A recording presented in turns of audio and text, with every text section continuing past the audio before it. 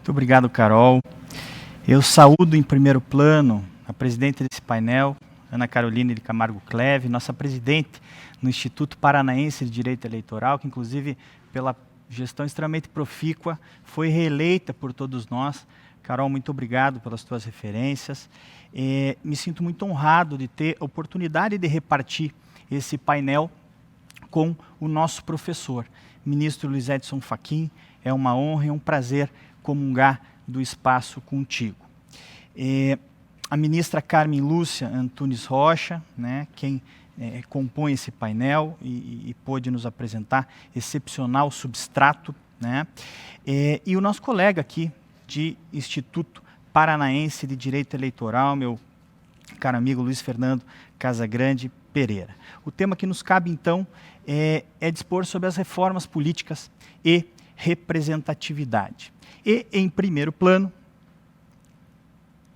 perdoe, deixa eu perguntar para a produção aqui. Tá ok? A questão de slides são 5 laminazinhas que usam como referência.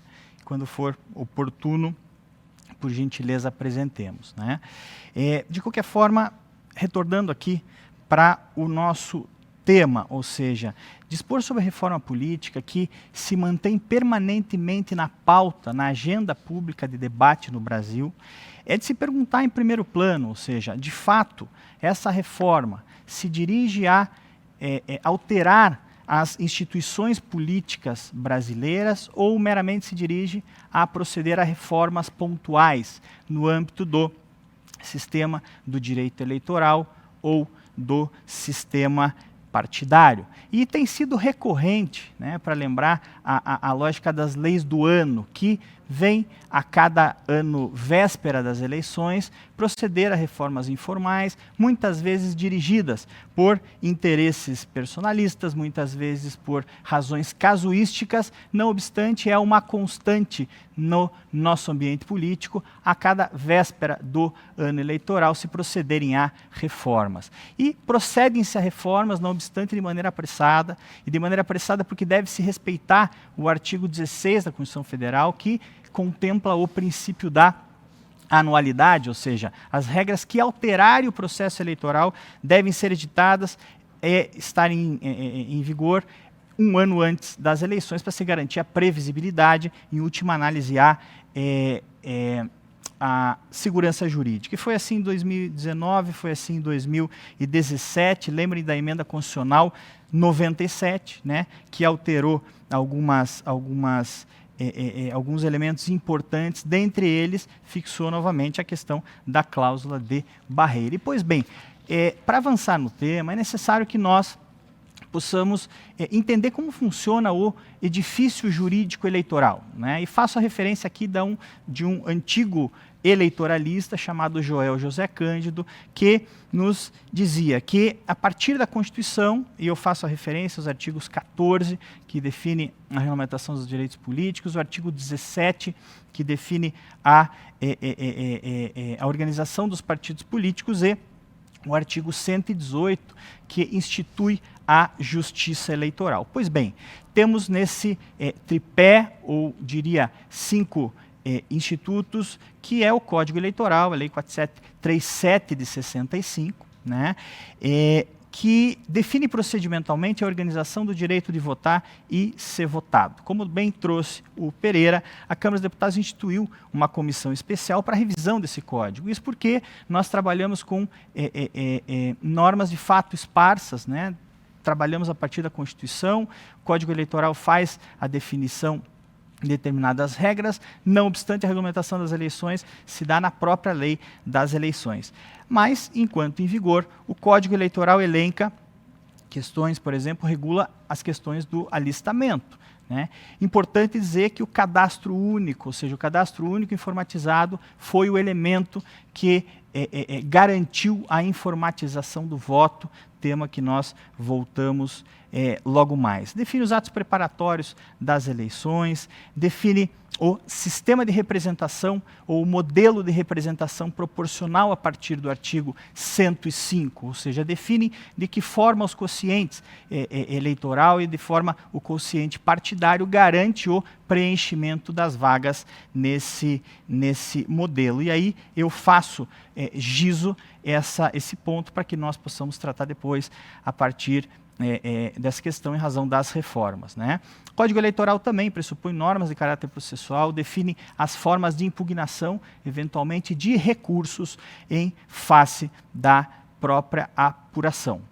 Na sequência, nós temos a Lei dos Partidos Políticos, que é o regulamento do artigo 17 da Constituição Federal. Ali se define, a partir da autonomia partidária, instâncias que, após reconhecidas formalmente pelo Código Civil, constituem entidades de direito privado, não obstante com finalidades constitucionais, como define José Joaquim Gomes Canotilho. Ali, na Lei 9.096, vão se definir, a partir do artigo 21, do artigo 22, as formas de se filiar e se desfiliar dos partidos políticos. Define, inclusive, a forma de funcionamento parlamentar, ou seja, os partidos políticos detêm a prerrogativa quando, e nesse caso a emenda 97 de 2017, vem justamente fixar uma cláusula de barreira que impediria os partidos políticos de, se não alcançar determinada densidade eleitoral a partir da quantidade de votos repartidos em determinados estados,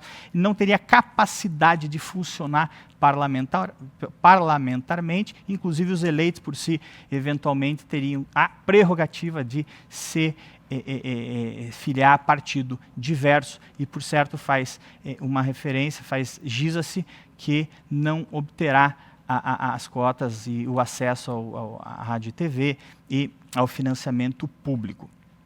A seu turno, a Lei das Eleições, 9.504 de 97, que é a que regula todo o procedimento eleitoral. Ali nós temos desde o formato de organização das coligações partidárias, que acabam depois aglutinados, funcionando como um só partido perante a Justiça Eleitoral. Os meios de propaganda, que bem traz o Pereira, são mitigados, ou seja, a forma de expressão, a forma de apresentar-se como candidato, principalmente daqueles que não têm mandato, acaba não sendo adequada. Por quê? Porque mitigou-se de tal forma os meios de propaganda que a apresentação do eleitor para o eleitorado acaba sendo desnaturada ou muitas vezes, vamos chamar assim, de definhada.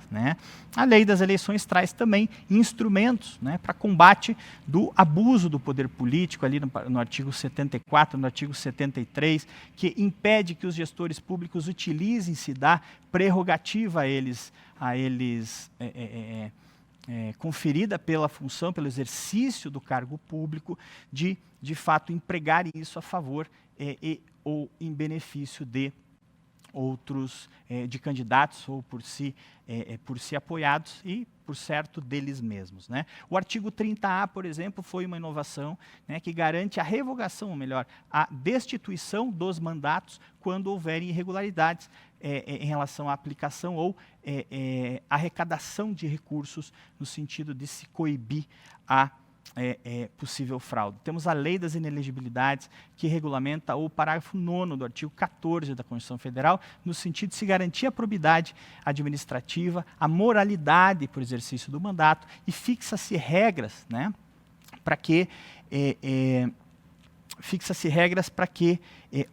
o uso, na verdade, o abuso do poder econômico, o abuso do poder da autoridade e muitas vezes o uso indevido dos meios de comunicação social acabem sendo uma mácula para favorecimento de determinados candidatos em detrimento de outros. E dessas duas legislações que eu passei, eu faço o registro que na Lei das Eleições nós temos no artigo 10, parágrafo 3º, a disposição que define as cotas, o percentual mínimo de 70% a 30% para cada sexo, no sentido de garantir o registro de candidato de pelo menos 30% de candidaturas femininas. E a Lei da Ficha Limpa, ou melhor, a Lei 6490, contempla a Lei da Ficha Limpa, que é justamente a Lei 135 de 2010, que veio, sem dúvida nenhuma, no contexto de um avanço sistêmico que gerou um debate realmente muito expressivo.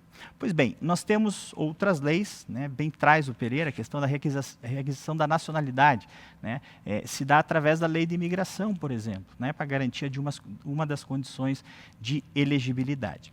Pois bem, agregue-se ao debate as resoluções do Tribunal Superior Eleitoral.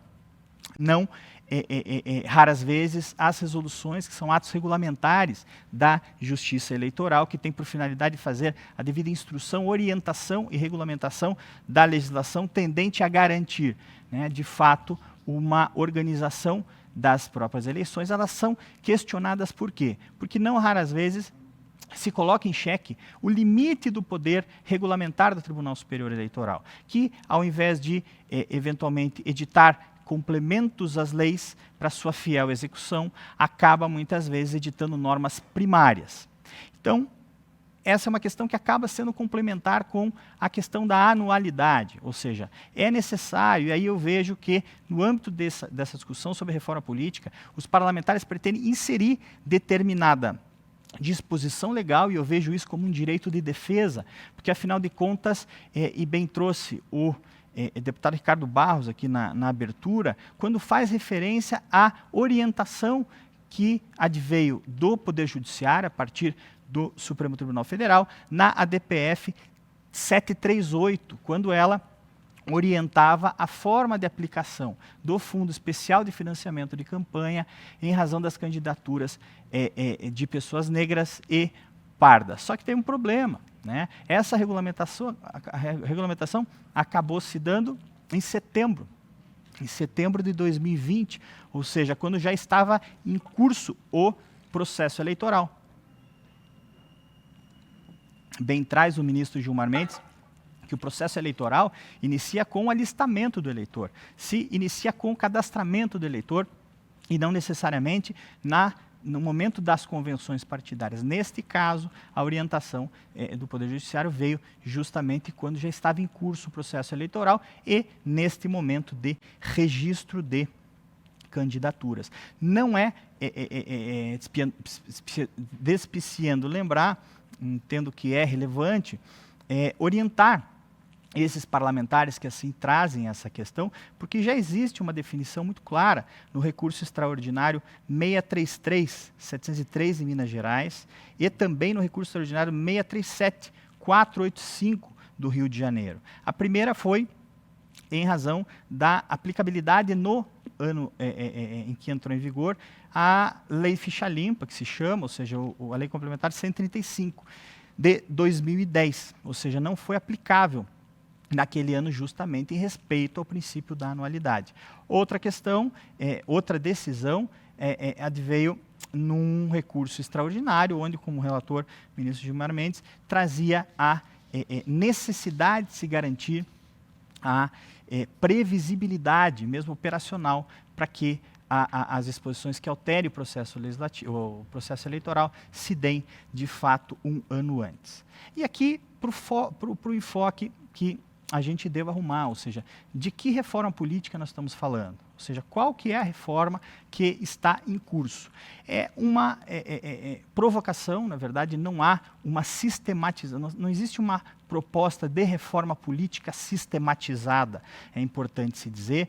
Por quê? Porque acaba ser, em razão de determinadas demandas, e os parlamentares têm trazido isso de uma forma muito clara, aproveita-se uma PEC, e aí eu uso o instituto, que eu escuto muito do professor Marçal Justin Filho, que é o Instituto da Carona, ou seja, quando ele trata no âmbito do direito público das licitações, aqui eu tenho na PEC 125 de 2011, de fato um instrumento que, para a qual se utilizará como carona para determinadas e outras reformas que se façam necessárias, ou seja, se reunirá determinadas propostas em trâmite, né, principalmente em âmbito de emendas constitucionais, para se garantir essa alteração e que eu coloco em xeque se eventualmente é sistêmica ou não. Essa PEC nos parece à primeira vista estéril, né? Não obstante, ela ressalta algo que nos demanda um pouquinho de atenção. Veja só, ela dispõe sobre a possibilidade de adiamento das eleições quando o pleito, que tem definição constitucional para realização, aconteça perto de um feriado. Ou seja, ao invés, né, de se elevar o debate, de buscarmos um espaço propício para discussão sobre a participação voluntária ou não do eleitor, no sentido da garantia da liberdade de voto, tornando eventualmente facultativo esse voto, né, o que se faz é definir instrumentos de maior controle do Estado em face do eleitor, obrigando-o a votar.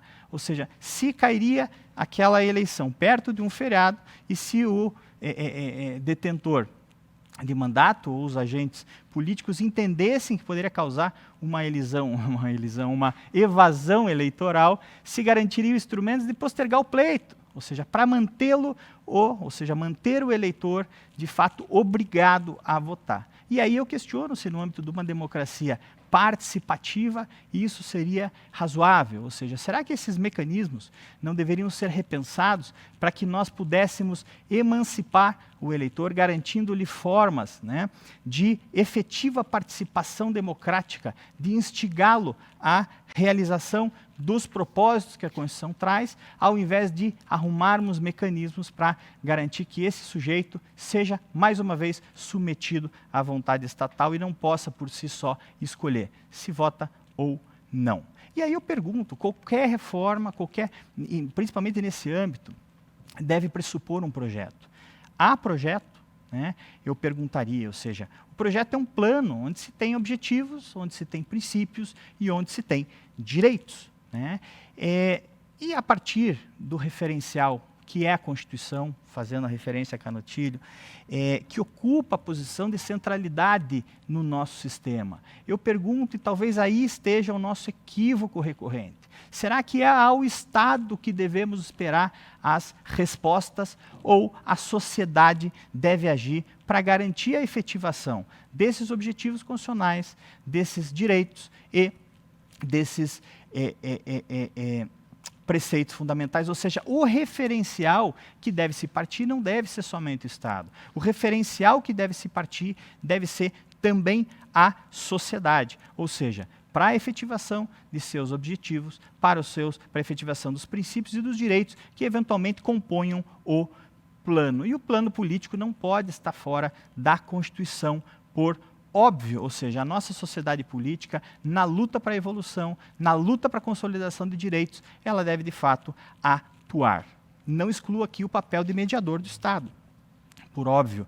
Tanto é que, nesse tema, é necessário que incluamos aqui não só a reforma política, como a atuação do Poder Judiciário e da democracia, para que possamos pensar de uma forma sistêmica como agir e como, eventualmente, para que de que posição tomar e para que rumo, eventualmente, orientar que essa reforma flua. O Judiciário tem um papel, sem dúvida nenhuma, fundamental na Constituição e agora, fazendo referência ao meu professor, a quem muito respeitamos, que é o professor Clemerson Cleve, ou seja, aquilo que né, já está definido, ou seja, como fazer é a questão, e essa questão perpassa meramente, de uma forma eminentemente, pela seara política. E aqui eu trago alguns tópicos, peço a gentileza de alterar essa lâmina, para que a gente possa elencar quais são os itens que mais tendem a ser discutidos numa possível reforma política e trazer ao debate que eu gostaria muito, se não fosse essa situação remota, de poder escutar os professores que nos antecederam e os meus colegas que muito teriam a contribuir. Né? O primeiro ponto é a questão do voto impresso, ou seja, a questão foi incluída na lei das eleições a partir do artigo 59, pela lei 10.408 de 2002, né, foi declarada inconstitucional em processo, em uma DIN de relatoria da ministra Carmen Lúcia, em 2013, do número 4543. Depois foi reinserido o artigo 59, inciso A, 59A, na lei das eleições, na mini-reforma eleitoral de 2015. Ali, na ADIM 5889 de relatoria do ministro Gilmar Mendes, se declarou inconstitucionalidade do dispositivo. Pelo que nós acompanhamos da justificação, inclusive do voto, as questões operacionais são trazidas de forma proeminente. Não obstante, a justificativa, ou seja, o fundamento da decisão, é que o voto impresso traria riscos à sigilosidade do voto e ameaçaria, de fato, a livre vontade do eleitor. Ou seja, vemos aqui a tutela estatal em face da liberdade, no sentido de garantindo a cláusula pétrea, artigo 60, parágrafo 4º, inciso 2, que define que o voto é secreto e nem emenda constitucional é possível, nem através da emenda constitucional seria permitida a sua revogação.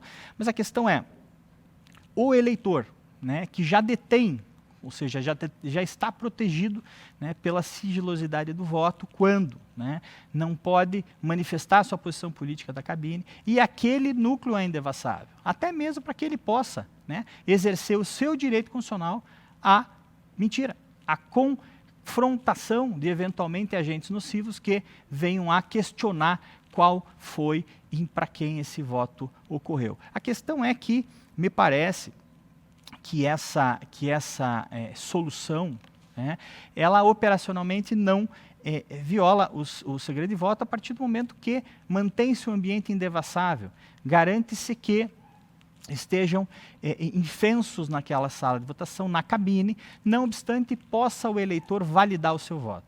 Validar o seu voto a favor de um ou outros agentes políticos, ou validar seu voto a favor da nulificação do voto, ou mesmo da votação em branco, quando ele não manifesta interesse de votar.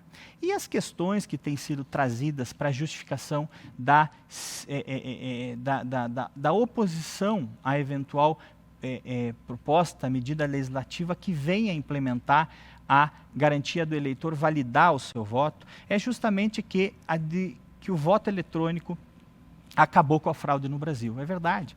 Ou seja, e eu tenho aqui uma obra de muita estima, né, coordenada pela ministra Carmen Lúcia Antunes Rocha, em conjunto com o ministro Carlos Veloso, que dá conta que a partir da informatização do cadastro, da compilação dos dados, e a partir de um marco, que foi a instituição daquela comissão de notáveis sob a presidência do ministro Veloso no TSE, em 1996 se garantiu um avanço cultural, tecnológico e revolucionário na questão do voto, ou seja, com a informatização do voto e com a implementação do sistema eletrônico de votação. E nem se admitiria, né, a justificativa de que seria pelo questionamento de fraude que o legislativo estaria autorizado a agir, mesmo porque nas últimas eleições, no âmbito desse intenso debate, né, que bem os meus né, antecessores relatam, que na eleição de 2018, né, houve o questionamento a respeito de urnas, né. Tive a oportunidade de participar enquanto advogado, e ali digo que todos advogávamos a favor da democracia, é que não houve uma ocorrência de fraude. A partir de, eventualmente, até um questionamento coletivo, né, até uma indução a insegurança a respeito da opção daquele eleitor. O fato é que houve, inclusive, diversos estados, o TSE enviou seus representantes e, pela primeira vez, houve a instituição de uma auditoria em razão das urnas eletrônicas questionadas. E sou testemunha viva disso, não houve nenhuma comprovação ou indício material de fraude. A questão é que, né, no âmbito de uma democracia, é lícito aceitar que o eleitor não possa validar a sua opção? Ou seja, me parece que a justificativa para, eventualmente, uma reforma que garanta a implementação da impressão do voto é que a maioria quer. E se a maioria quer, no âmbito da liberdade, né, de posicionamento, seja-lhe garantido, né, e seja implementado o procedimento a partir de todos os cuidados que são necessários para garantir que a efetividade da cláusula constitucional pétrea, inderrogável, que garante o sigilo de voto, não seja mitigada, né? Então, nesse sentido, e aí a dúvida, né, se houver ou não a maioria, faça-se plebiscito, né, de qualquer forma, no âmbito democrático, não entendo concebível que não garanta-se para a maioria a posição tendente a garantir a impressão, a validação da sua vontade, desde que no âmbito de uma cabine indevassável e desde que esse voto não seja, obviamente, divulgá-lo. Ou seja, poderia então o eleitor se manifestar a favor e nesse sentido, sendo essa a sua vontade, me parece que democraticamente sim. Quanto ao custo de aproximadamente 2 bilhões de reais e todos os problemas operacionais, sejam eles em razão da guarda de votos, filas, problemas de impressão, me parece que esse é o custo da democracia, né? E me parece que todas essas questões, que com certeza com a tecnicidade extremamente apurada e com toda a responsabilidade e competência, né, da Justiça Eleitoral, que é uma instituição que não só referenciamos com muito respeito, como atuamos há mais de 2 décadas, pode solucionar. E me parece que, e aqui eu lembro do Olivar Coniglian, né, antigo eleitoralista também, que nos diz que a Justiça Eleitoral deve ser o poder executivo das eleições. E sendo o poder executivo das eleições, deve, com todo respeito, ser deferente ao Congresso e, se for a decisão da maioria, implementar soluções dentro do que é constitucionalmente adequado. Quanto à outra questão que se traz, que é o risco da judicialização. Eu e os meus colegas temos que reconhecer, né, que já estamos, ou seja, já vivenciamos o ambiente de judicialização no âmbito das eleições. Nós vemos a possibilidade de revogação de mandatos, decretação da perda de mandatos seletivos, seja por corrupção, por fraude, abuso do poder econômico, político, uso indevido dos meios de comunicações, ou seja, quaisquer justificativas que tendam até a arrecadação irregular de recursos, ou seja, o controle a posteriori. A Justiça Eleitoral promove a revogação desses mandatos para a garantia da legitimidade do pleito, e é para isso que se presta a instituição. A instituição da Justiça Eleitoral tem a finalidade de realizar os procedimentos devidos, para que a vontade do eleitor seja expressa da melhor maneira e da maneira mais livre possível, no sentido de garantir que o interesse popular seja concretizado. Então, não me parece problema que a judicialização do processo venha a ocorrer, mesmo a posteriori, porque, afinal de contas, o objeto que está em jogo é o mesmo objeto, né, a partir do qual a Justiça Eleitoral tende a revogar mandatos, muitas vezes 1 ano, 2 anos depois, e convocar eleições suplementares agora automaticamente. Outra questão que deve ser desmistificada, né? E aqui eu ressalto, não temos mais instrumento no âmbito do controle da atividade de fiscalização do voto, a possibilidade de impugnações, né? Não há essa possibilidade, por quê? Porque o voto realmente se tornou imaterial. E nesse ponto, o artigo 181, parágrafo único do Código Eleitoral, define que não é possível, em nenhuma outra hipótese, a não ser naquela em que ocorra a impugnação de fato, né, e haja recurso, eventualmente, da junta eleitoral, que é a instância responsável pela Justiça Eleitoral da realização das eleições e definição das impugnações, né, ou seja, quando há um recurso e essa instância eleva-se até o TRE, é necessário se discutir ou melhor, é impossível que você reabra a urna, né? A não ser que essas questões sejam resolvidas. Então, há uma mítica que deve ser afastada, ou seja, quando as questões forem resolvidas pela junta ou eventualmente pelo tribunal, não é possível se reabrir a urna. Então, isso é um mecanismo de segurança que iria ao encontro também da perspectiva de fiscalização, o que, ao nosso ver, me parece extremamente saudável. Um outro item que estaria em voga na possibilidade da reforma política é a reserva de cadeiras para candidaturas femininas.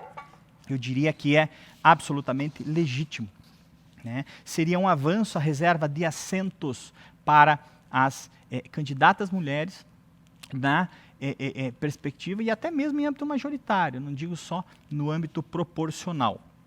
Por quê? Porque seria um incentivo de participação das mulheres no governo, e essa, segundo o Kelsen, é de fato a essência da democracia. O problema é que tende-se, né, de fato, a se alterar a disposição vigente, né, que define a obrigatoriedade da realização de registro de pelo menos 30% de 30% a 70% de candidaturas de cada sexo. Isso é, de fato, um debate que ocorre até mesmo por uma questão procedimental e operacional. Digo, é diferente a obrigação de registrar da obrigação de garantir as cadeiras. Ou seja, e aí eu relembro um instituto, que é o Instituto da Candidatura Nata, que que vigia no artigo, a partir do artigo 8º, parágrafo 1º da Lei das Eleições, que foi declarado inconstitucional pela ADIM 2530, dígito 9, ou seja, justamente pela justificação de que deveria haver uma isonomia entre candidatos para que se efetivasse o preceito da autonomia partidária. O relator dessa ADIM foi o ministro Sidney Sanches. E hoje, o artigo 10º, parágrafo 3º da Lei das Eleições, define que há obrigatoriedade de candidatura, da reserva mínima de candidatas mulheres. O que acontece, e aí eu evocaria aqui os precedentes que o nosso professor Luiz Alberto Davi Araújo nos traz em relação da Justiça do Trabalho, quando ele trata da acessibilidade, ou seja, aqui caberia perfeitamente aquele precedente do TST quando diria, o partido tentou. É necessário, né, que nós possamos discordar sobre as ficções, mas que nós possamos firmar consensos em razão das verdades.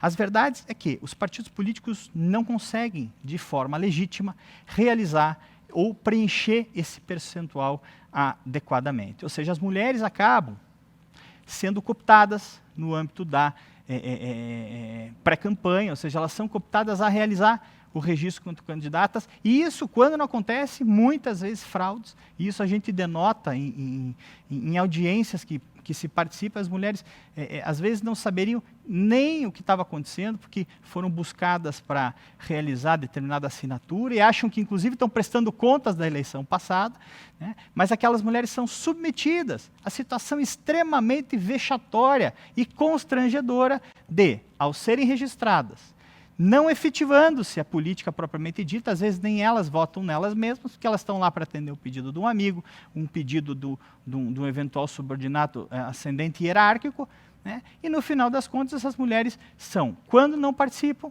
são questionadas e imputadas sob a pecha de candidatas laranja. Ou seja, é absolutamente indigno que uma pessoa que não pretenda participar não seja obrigada a tal.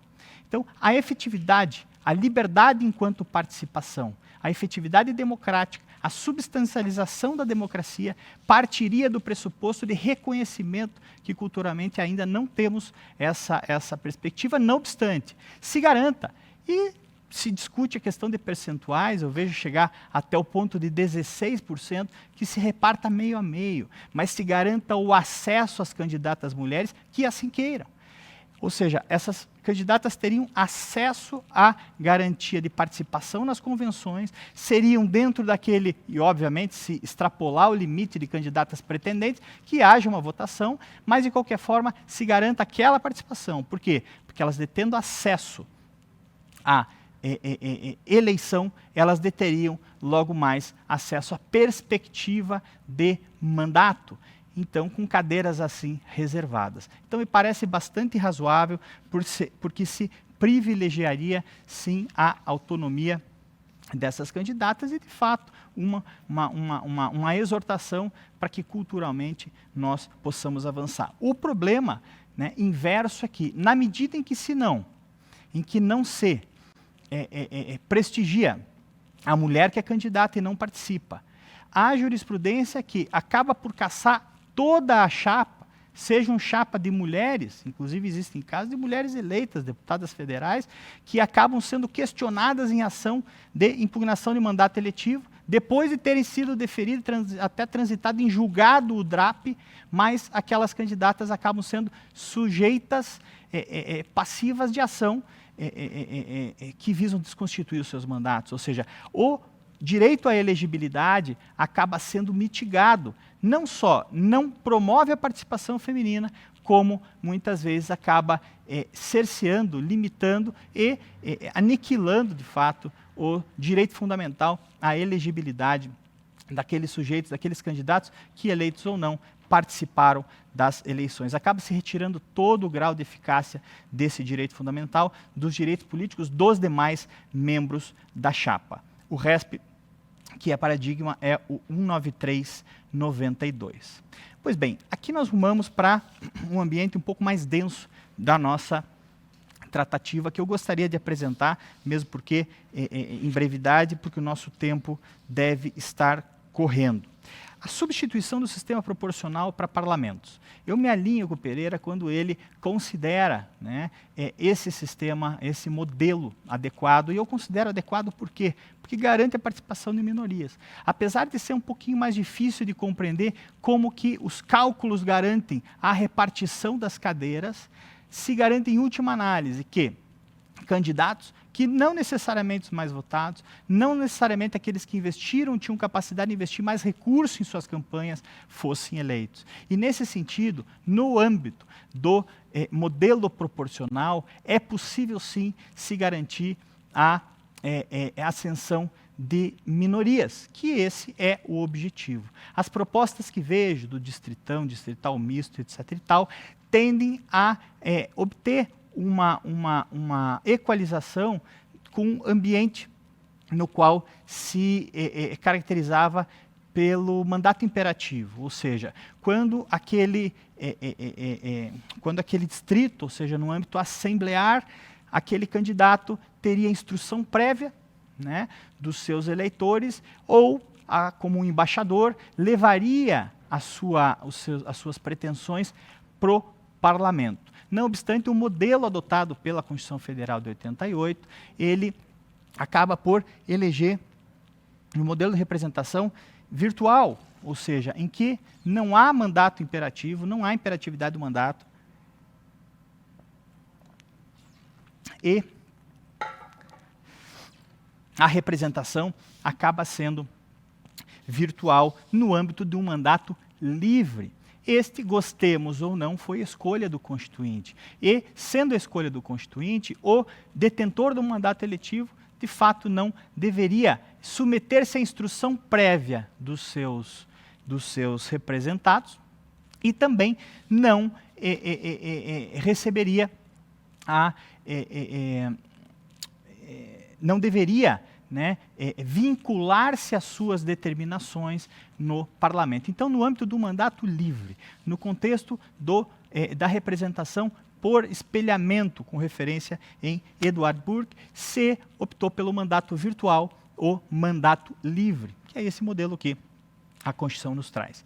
Outro item é a questão do financiamento privado de campanhas eleitorais. Bem trouxe o Pereira aquilo que foi desmedido, né, foi reprimido, não obstante aniquilar-se o direito, a prerrogativa das empresas privadas, participarem do processo, mesmo de escolha, opção de um candidato ou opção de determinada corrente partidária, até mesmo programática, que é essa proposta que ao final nós faríamos, é que não pode se deixar de levar em consideração. Hoje, a mitigação do autofinanciamento, inclusive, o financiamento privado, e aí está outra questão, ou seja, de que forma a sociedade poderia se organizar para garantir que aquelas correntes que melhor representem os seus interesses possam ser favorecidas com investimento. Né? O preconceito está na questão de que o que se impede é o abuso, a interferência indevida do poder econômico na liberdade de escolha do eleitor, porque esse deve ter a condição de optar da maneira mais livre possível. Né? O que se coíbe é o abuso do poder econômico, né? Ao lado do abuso de autoridade e outras fraudes, mas não o uso do poder econômico, que no âmbito de uma sociedade capitalista não seria cogitável. Então, nesse contexto, a partir do momento que, e eu relembro, que os parlamentares acabaram por derrogar as disposições que garantiam a propaganda de rádio e TV pelos partidos políticos e instituem, à época, né, o Fundo de Financiamento Público de Campanha. Então, nesse contexto, as campanhas que já eram financiadas publicamente, porque sempre o foram, com os subsídios de rádio e TV, com a compensação fiscal, me perdoem, para as emissoras de rádio e televisão, para a garantia do horário eleitoral gratuito, se institui um modelo de financiamento praticamente público, de campanhas eleitorais e de partidos políticos, impedindo a participação de empresas e mitigando a participação privada, né? Como eu disse, até o candidato, ele é limitado no contexto do seu autofinanciamento em até 10% do limite para cada eleição. E aí se pergunta se é razoável que o Estado arque integralmente com os custos de campanhas políticas e campanhas eleitorais e de partidos políticos. O outro tema são candidaturas avulsas, que eu faço a referência, para que a gente não precise, para que não nos alonguemos aqui, é que no âmbito de um estado de partidos, assim reconhecido pelo Supremo Tribunal Federal, no caso da infidelidade partidária, não se cogitaria a existência de candidaturas avulsas, mesmo que a tarefa do partido político é de garantia da autenticidade do sistema eleitoral, ou seja, no interesse democrático, garantir a autenticidade do sistema. Então, nesse contexto, e aí sim é necessário que a gente traga a posição do Poder Judiciário no contexto das reformas. Por quê? Porque, ou seja, em situações realmente muito expressivas, situações muito importantes, as decisões pelas reformas têm sido feitas não no campo da política majoritária, mas sim no âmbito do Poder Judiciário. E aqui damos exemplos de casos importantes, a exemplo da fidelidade partidária, né, da infidelidade partidária, que em resumo teria sido reintroduzido no nosso ordenamento, algo que pela Constituição de 69, emenda de 69, a Constituição de 67, teria sido rejeitado no contexto do mandato imperativo, ou seja, se garante um instrumento de controle em face do mandato realizado pelo partido político, né? Não obstante, o que se promove é uma ressignificação da natureza do mandato e uma remodelação do sistema de representação política no Brasil. Então, como caso emblemático, inclusive, parto dele, rumando para as conclusões, para que nós possamos, eventualmente, oferecer uma solução para o debate e para uma possível reforma política. Um outro ponto que eu trago de exemplo de uma intervenção judicial, da intervenção judicial, que acaba, por jurisprudência, operando determinadas reformas, é o caso daquele sujeito que não presta contas, candidatou-se, não prestou contas, né, e acaba tendo o impedimento do exercício dos seus direitos políticos passivos, ou seja, de se candidatar novamente, até mesmo de ocupar cargos públicos, ou seja, até 4 anos depois daquela decisão, né? Ou seja, não há disposição tendente a essa determinação, há restrição de direitos fundamentais e, de fato, aqui acaba se operando por meio de uma reforma por via informal no âmbito de decisões judiciais. Terceiro ponto, a própria ADIM 4650, quando houve de fato o remodelamento, ou seja, remodelação do sistema de financiamento privado de campanhas, né?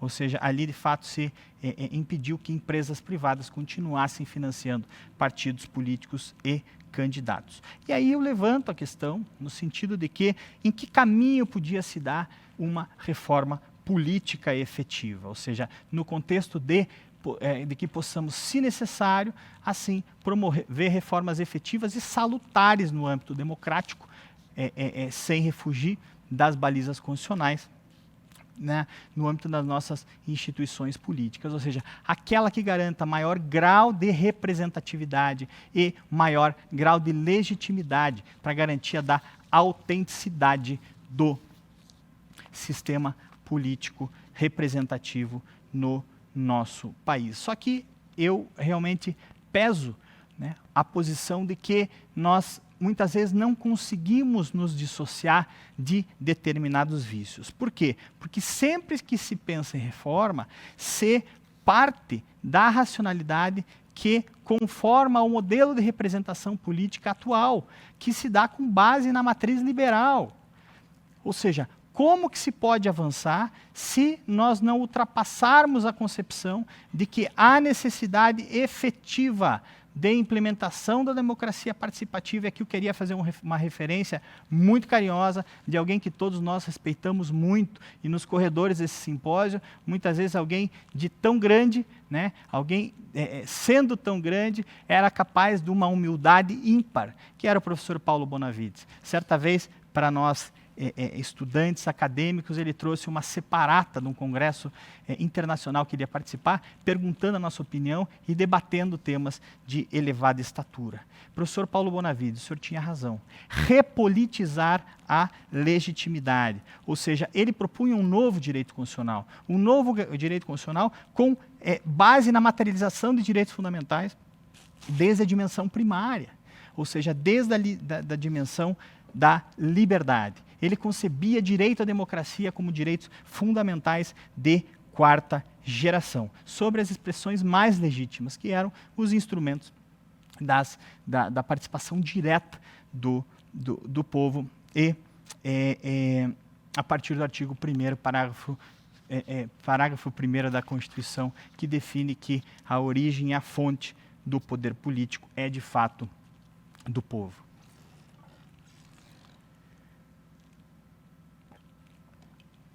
Aí, então, com a pretensão de propor reflexões no sentido de efetivação de uma reforma política que remodele as instituições que nós conhecemos e nos afaste de determinados paradigmas. Por quê? Porque há uma constante que pressupõe a realização de reformas políticas com base na negação da crise de representatividade e também da exacerbação personalista dos nossos representantes, que pensam individualmente e não coletivamente, porque, afinal de contas, no âmbito da representação virtual, né, que pressupõe a representação de interesses, ou seja, a representação em nome de alguém e até mesmo de espelhamento, não obstante, já dizia Benjamin Constant em 1816, ou seja, não é verdade que os interesses dos governados, dos governados e dos representantes dos representados possam se alinhar. Não são os mesmos, e pensar o governo sob essa perspectiva seria pensar sob um viés absolutamente abstrato.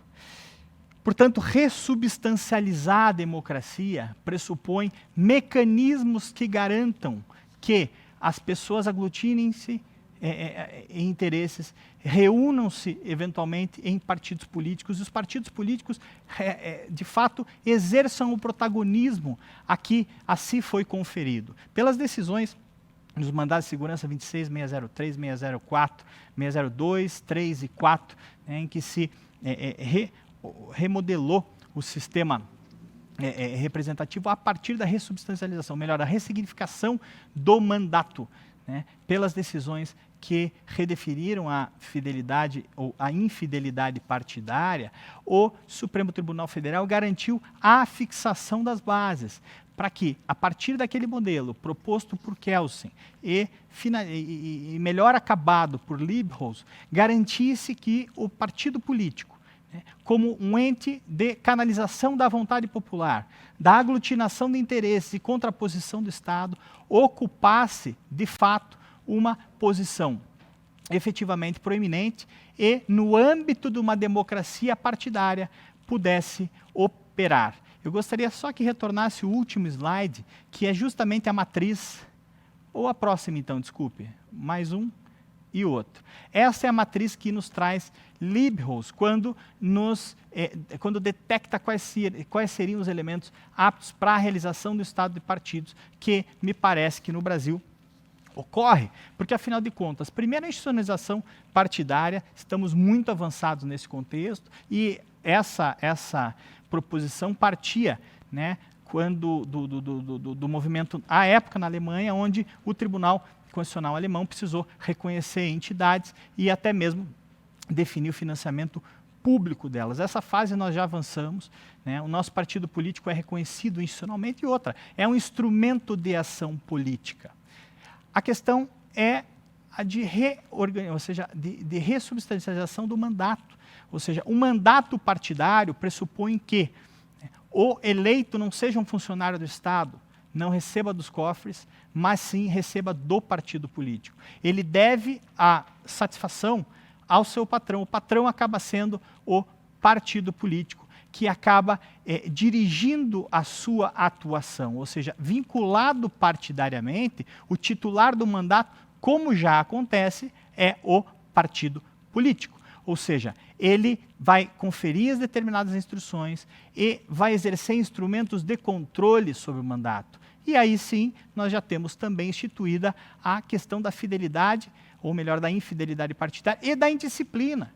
Porque abordou-se a questão da infidelidade partidária, não obstante, não se regulamentou a questão da indisciplina partidária, que sem dúvida nenhuma deve ser exercida interna corpore, sob procedimentos administrativos passíveis de controle judicial, né, mesmo porque as autoridades, os dirigentes partidários podem ser tomados como autoridades coatoras, né, e isso reconhecido há muito tempo, inclusive legislativamente, não obstante, este processo, sob o devido processo legal substantivo, deva acontecer no âmbito dos partidos políticos. E a proposta é que ocorram as eleições plebiscitárias, ou seja, a cada tema importante de relevância da sociedade, os partidos se reúnam, definam as suas diretrizes. Então, acaba por ser que nesse modelo, idealizado por Kelsen e bem acabado por Liebholz, você acabe detendo um mecanismo no qual os candidatos não são individualmente considerados, aquela exacerbação personalista